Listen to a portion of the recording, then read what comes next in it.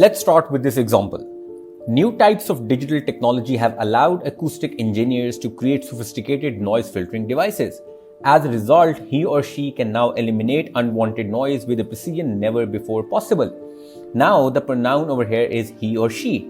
So if it is singular, the antecedent noun must be singular as well. So now we need to look at our noun or the subject.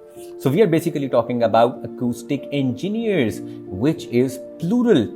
So if this is plural, if our antecedent is plural, the pronoun must be plural. This is wrong. So we've got acoustic engineers, our pronoun should be they. As a result, they can now eliminate.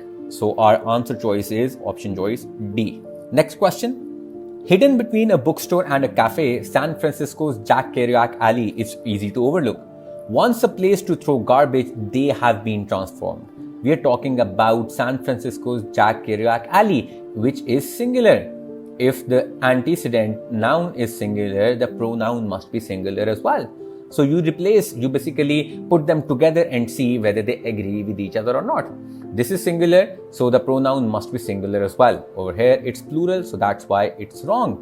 Once a place to throw garbage, it's been. We are talking about singular, so our answer should be option choice C. In this scenario, we are basically talking about it has been. It has been. The contracted version is it's. It can be written as it is or it has. Please remember. Next question. Deserts are found on every continent, including Antarctica. It's often the site of unusual rock formations and in some cases, amazing archaeological finds. I'll stop over here. So our noun antecedent is basically deserts, which is plural. So our pronoun must be plural as well, which it is not. It's. So it's singular. So we need the plural form. Let's have a look at the option choices. A is definitely wrong. They are often the site of unusual rock formations and in some cases amazing archaeological finds. This makes sense. There, this is wrong. This shows belonging. It is often the site. No, we are basically talking about plural. So our answer is B. Another interesting example. The most common movements we make while asleep are rapid eye movements. When we dream, our eyes move in accordance with what we are dreaming about. If, for example, we dream about watching a game of tennis, one's eyes will move from left to right with each volley. You should immediately understand that this is wrong. Why? Because we are constantly talking about we, our eyes, we dream about. So this cannot be singular. It has to be plural. When we dream about watching a game of tennis, our eyes, that should be the correct version over here. Now let's have a look at the option choices. A is definitely wrong. We have B, our eyes. Yes, this is our answer.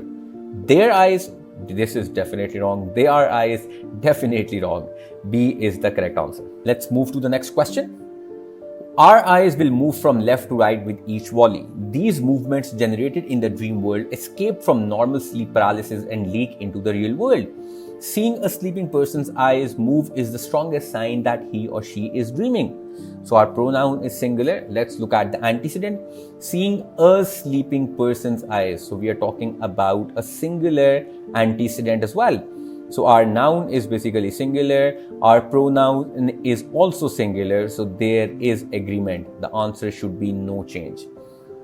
Be careful. It's a person, a sleeping person. So be careful with this. Otherwise, you might go for a plural pronoun, but that will be wrong. So the answer is A, no change.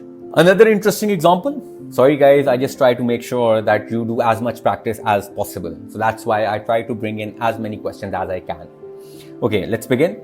You are up to your knees in mud and weeds, getting bitten by things you can't identify. One surroundings. You have a hint. You are up to your knees. So if we have you are over here, we cannot have one surrounding over here. This is inconsistent. So the answer should be your surroundings. Your surroundings. You see, this is the correct version. So this is basically one versus you scenario. One versus you. So now let's have a look at the option choices. Your surroundings. No, this is wrong. A is definitely wrong. We've already talked about that. Your surroundings seem to grow more hostile by the minute. The answer is option choice C. Moving on. Meanwhile, you search for a creature that probably ran away hours ago and couldn't care less about communing with you. And as you opened your notebook, the sky opens and drenches them. Welcome to the world of nature writing. Now pause the video and ask yourself the same question. We have our pronoun over here. What's the antecedent this pronoun is referring to? If you read the sentence again, you won't find the antecedent. So this is basically missing antecedent.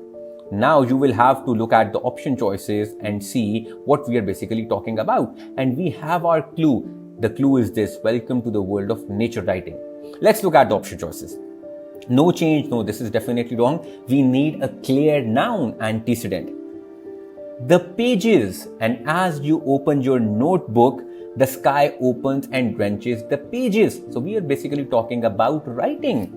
And yes, this is very clear now. Now we know exactly what we are referring to. So the answer should be this. That, this, they are again ambiguous.